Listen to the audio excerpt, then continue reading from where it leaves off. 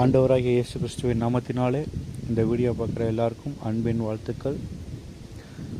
நம்ம இன்றைக்கி எதை பற்றி பார்க்க போகிறோம்னா, ஒரு தாயின் அன்பு அப்படிங்கிற ஒரு விஷயத்தை பற்றி பார்க்க போகிறோம். இன்றைக்கி நான் ஒரு இடத்துக்கு போயிட்டு ரிட்டர்ன் வந்துக்கிட்டு இருக்கும்போது ரோட்டில் பார்த்திங்க அப்படின்னா ஒரு நாயும் அதோட குட்டியும் ரோடை கிராஸ் பண்ணாங்க.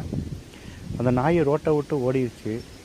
ரெண்டாவது அந்த குட்டி அந்த ரோட்டில் அந்த சைட் நின்றுக்கிட்டு இருக்கு.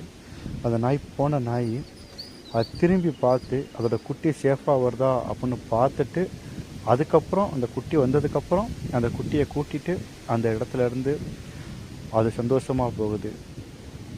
அதே போல் தாங்க நம்மளையும் ஆண்டவர் நம்ம படைச்சிருக்காரு அப்படின்னா நமக்குன்னு ஒரு திட்டம் உண்டு. நம்மளை அவர் எவ்வளோ நேசிக்காருன்னு சொல்லி அவருக்கு தான் தெரியும், நமக்கும் தெரியும். ஆனால் சில காரியங்கள், சிலர் பேசுகிற பேச்சுகள் எல்லாம் என்ன சொல்லுது அப்படின்னா, நீ என்னப்பா இவ்வளோ நாள் சர்ச்சுக்கு போறியே, உனக்கு ஒரு நல்லது நடக்கலையே, நீ இவ்வளோ நாள் சர்ச்சுக்கு போறியே, உனக்கு எதுவும் நடக்கலையே, உனக்கு எதுவும் கிடைக்கலையே, ஆண்டவர் உனக்கு எதுவும் செய்யலையே அப்படின்னு சொல்லிட்டு நம்மளோட மனம் நோகக்கூடிய வார்த்தைகள், அநேகமாக பேசக்கூடிய வார்த்தைகள் உண்டு. ஆனால் ஆண்டவர் சொல்கிறார், உன்னை தாயின் கருவில் உருவாகும் முன்னே நான் தெரிந்திருக்கிறேன் அப்பா அப்படின்ட்டு. நம்முடைய ஆண்டவர் நம்மை எப்பொழுதும் தெரிந்து கொண்ட தேவனாக இருக்கிறார். ஒரு தாய் தேற்றுவது போல் நான் உன்னை தேற்றுவேன் என்று சொல்லியிருக்கிறார். ஒரு தகப்பனும் தாயும் கைவிட்டாலும் நான் உன்னை கைவிட மாட்டேன் என்று சொல்லியிருக்கிறார். இப்படிப்பட்ட அநேக வாக்குறுதிகளை நம்ம கொடுத்திருக்கிறார். சொன்னவர் ஒருபோதும் அதை செய்யாமல் இருக்க மாட்டார். ஆபிரகாமுக்கு முன்குறித்தார், இதோ உனக்கு ஒரு மகனை தருவேன் என்று.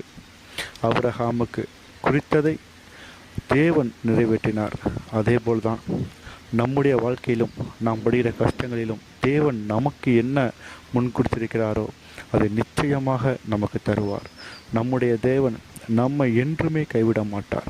ஒரு தாயை போல நம்மை எப்பொழுதும் தாங்கி நடத்தக்கூடிய வல்லமையுள்ள தேவன் நம்முடைய தேவன். எப்பொழுதும் அவரை நம்பி அவருக்காக முழு மனதோடு அவரையே தேடியிருப்போம். தேவனாய கர்த்தர் உங்கள் ஒவ்வொருவருக்கும் தாய் போல தன்னுடைய பாசத்தை அளித்து உங்களை என்றென்றும் காப்பாராக. ஆமென்.